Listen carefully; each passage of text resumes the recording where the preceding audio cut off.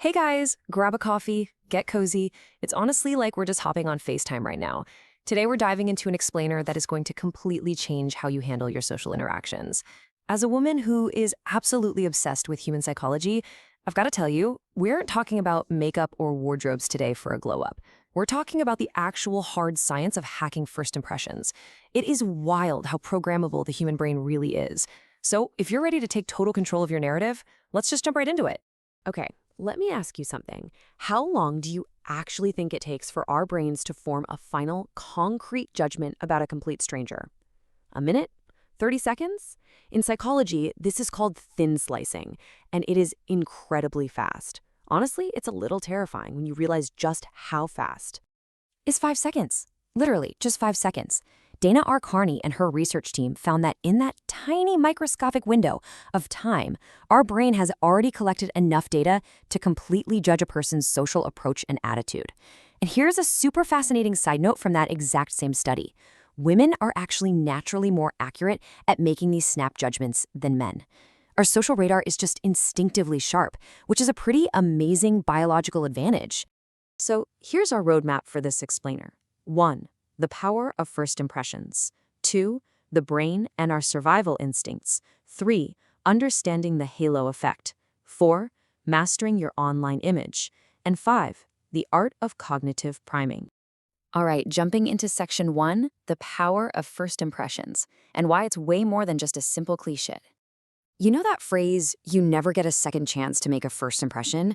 That idea is so universally true that it was actually a massive slogan for a shampoo brand back in the 1980s. The Reboot Foundation points out that these instant judgments stick like absolute glue.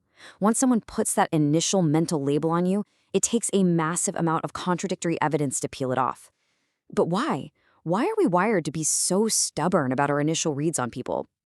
That brings us to section 2, brain and survival instinct. Let's look at the actual science behind our judgments. If we judge people this quickly, it's not because we're superficial.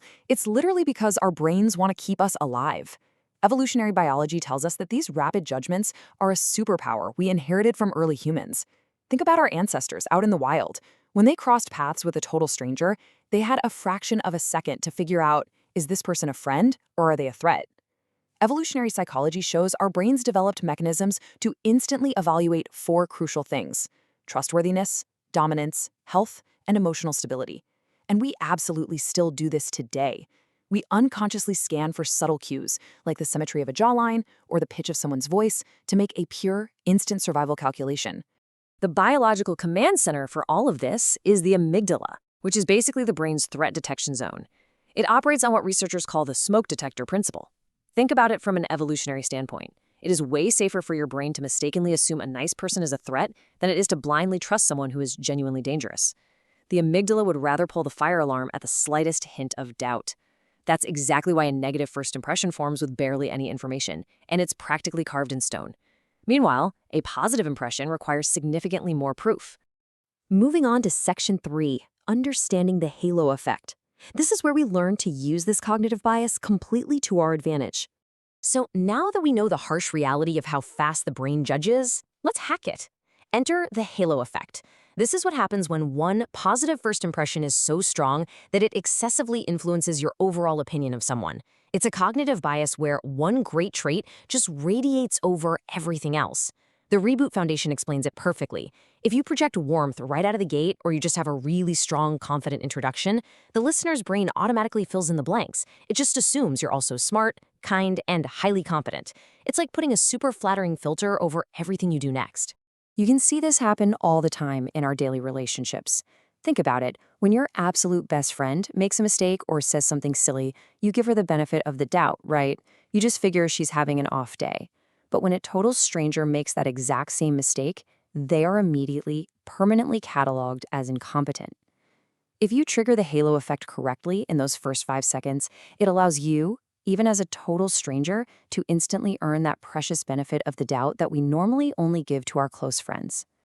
Section 4. Mastering your online image. Let's talk about the virtual glow-up. So, how do we actually apply this in real life, especially with all our remote work and endless virtual meetings? Well, a fascinating study published in PLOS One measured exactly how our video backgrounds change how people judge us. And the data is incredibly clear. If you want to project high competence and inspire trust, sitting in front of a bookcase or some indoor plants is the absolute winning combo. On the flip side, showing a messy living room or using a goofy novelty virtual background totally destroys your perceived competence. It signals a lack of professional awareness. It's literally the virtual equivalent of showing up to a job interview in your pajamas. Now, what is exceptionally empowering about this data is the massive advantage it highlights for women. If you look at the female faces in the study, they scored significantly higher on trustworthiness than men across every single background tested. Based on the social stereotypes documented by researchers, female faces naturally evoke higher levels of human warmth and reliability. So as women, we actually have a built-in advantage when it comes to establishing that crucial initial trust through a screen. And it gets even better because this study completely flips those outdated traditional biases upside down. Historically, cognitive biases incorrectly associated high competence mostly with masculinity. Well, the data totally dismantles that cliché. Women showed a significant competence advantage in virtual meetings across the board. We are perceived as both more trustworthy and more competent in these digital environments, no matter what background we use. This is fantastic news. It shows mentalities are shifting, and it gives us yet another reason to confidently claim our space on camera. Finally, Section 5, the art of cognitive priming, or the lawyer's secret weapon. All right, our last strategy. Let's say you have the perfect background setup, but how do you prepare someone's brain before you even open your mouth? That is cognitive priming. Priming is basically planting a psychological seed in the brain, just a word or a concept that the brain then uses as a filter to interpret everything that comes next. It is literally a Jedi mind trick used by top-tier trial lawyers to shape a jury's perception before they even present a shred of evidence. Catherine Stanchi wrote a fascinating legal psychology paper mapping out this exact cognitive equation. Step 1, the stimulus is presented. This could just be a specific adjective someone uses in an email introducing you. Step 2, that single word activates or excites a very specific stored knowledge bank inside the other person's brain. Step 3, by the time their brain evaluates the new information, which is you walking into the room or joining the Zoom call, it is already processing you through that pre-activated filter. The judgment is biased in your favor before you've even said hello. The example they use in the research is just brilliant. Take Pete Rose, the famous American sports figure. If someone uses words like stadium, team, or hit right before talking about him, the brain instantly catalogs him as a baseball player. But if the priming words are casino, chips, and debt, the brain views him entirely as a gambler. He was both. It's the exact same guy, but the mental filter completely changed the reality of the perception. It's the same if a guest speaker is described as warm before stepping on stage. The audience judges her far more favorably than if she were introduced as cold, even if she does the exact same things. That very first word dictates reality. The human brain is just such a fascinating machine.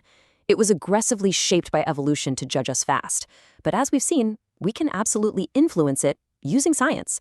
Between the 5-second rule, the halo effect, the bookcase strategy, and the magic of cognitive priming, you've got the tools.